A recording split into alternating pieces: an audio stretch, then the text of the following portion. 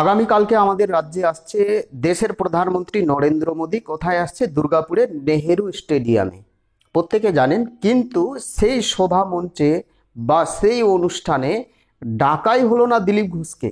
কেউ আমন্ত্রণ করেনি। রাজ্যের কোনো নেতা নেত্রী তাকে আমন্ত্রণ করেনি, কোনো কার্যকর্তা তাকে আমন্ত্রণ করেনি।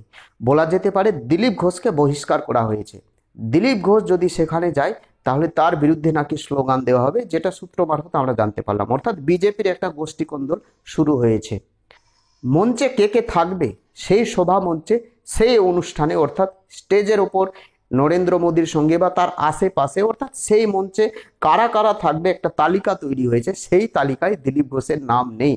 আক্ষেপ প্রকাশ করে দিলীপ ঘোষ বলেছেন, দুঃখ প্রকাশ করে দিলীপ ঘোষ বলেছেন যে আমাকে কোনো নেতা নেত্রী নাও ডাকলে আমি স্বইচ্ছায় সেখানে যাব।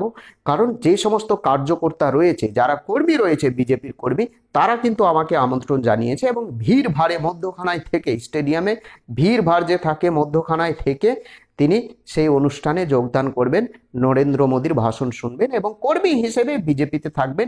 দিলীপ ঘোষ স্পষ্ট বার্তা দিয়ে দিয়েছেন। বলা যেতে পারে অলিখিত আকারে দিলীপ ঘোষকে বিজেপি থেকে বহিষ্কার করা হয়েছে। দেখুন, দিলীপ ঘোষকে বহিষ্কার করার কয়েকটি কারণ রয়েছে। প্রথম কারণ হচ্ছে মুখ্যমন্ত্রী মমতা ব্যানার্জির প্রশংসা করা, অর্থাৎ তার বিরুদ্ধে নাকি কোনো চুরি বা দুর্নীতির কোনো অভিযোগ নেই। আমাদের রাজ্যে এত চুরি দুর্নীতি হচ্ছে, চাকরি চুরি হচ্ছে, ধর্ষণ হচ্ছে, কাটমানি হচ্ছে, নাকি তার বিরুদ্ধে, মুখ্যমন্ত্রীর বিরুদ্ধে কোনো অভিযোগ নেই। তাহলে অভিযোগ নেই তার মানে আমাদের রাজ্যে কোনো চুরি দুর্নীতি হচ্ছে না, কোনো ধর্ষণ হচ্ছে না, কাটমানি হচ্ছে না। দ্বিতীয়ত, দীঘায় যেদিন মুখ্যমন্ত্রী আমন্ত্রণ জানিয়েছিলেন দিলীপ ঘোষকে, আরও অনেক নেতা নেত্রীকে জানিয়েছিলেন, কংগ্রেসের নেতা নেত্রীকে, কেউ যায়নি।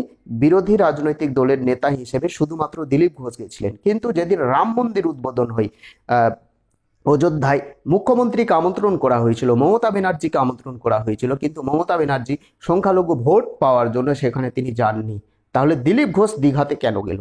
ভগবানের প্রতি এতই আস্থা বিশ্বাস সেই দিন যদি জন্মে থাকে, তাহলে আমাদের রাজ্যে অনেক জগন্নাথ মন্দির রয়েছে, সেখানে তিনি না গিয়ে মুখ্যমন্ত্রীর সঙ্গে কেন সাক্ষাৎ করেছে, কেন চা পানি বিস্কিট খেয়েছে?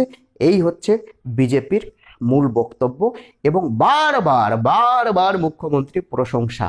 ফলত দিলীপ ঘোষের এই বক্তব্যের জন্য বিজেপির একটা ছবি খারাপ হচ্ছে এবং বিজেপির যারা ভোটার রয়েছে তাদের মনের মধ্যে বিজেপির প্রতি একটা ঘৃণা জন্মাচ্ছে। হয়তো আমাদের রাজ্যে দিদি মোদির কোনো সেটিং আছে, এই ধরনের একটা অনুমান করছে সমস্ত ভোটার এবং বিজেপির প্রতি যেহেতু আস্থা হারাচ্ছে, সেই জন্য দিলীপ ঘোষকে অলিখিত আকারে বহিষ্কার করা হয়েছে। নির্লজ্জের মতো দিলীপ ঘোষ সেখানে যাবে, সাধারণ ভোটার হিসাবে বিজেপিতে থাকবে, কিন্তু তাকে আর কোনো পদ দেওয়া হবে না। কোনো অনুষ্ঠান, সভা মঞ্চে বা কোনো বড় বড় কোনো অনুষ্ঠানে নেতা নেত্রী আসলে তাকে আর কোনোদিনই ডাকা হবে না। এই হচ্ছে বিজেপির মূল বক্তব্য, অর্থাৎ রাজ্য বা বঙ্গ বিজেপির মূল বক্তব্য। বলা যেতে পারে দিলীপ ঘোষকে বহিষ্কার করা হয়েছে। কিছু জানার থাকলে, কিছু বলার থাকলে কমেন্ট করে জানাবেন। প্রত্যেকে ভালো থাকবে, সুস্থ থাকবে। নতুন হয়ে থাকলে চ্যানেলটিকে সাবস্ক্রাইব করে দেবেন।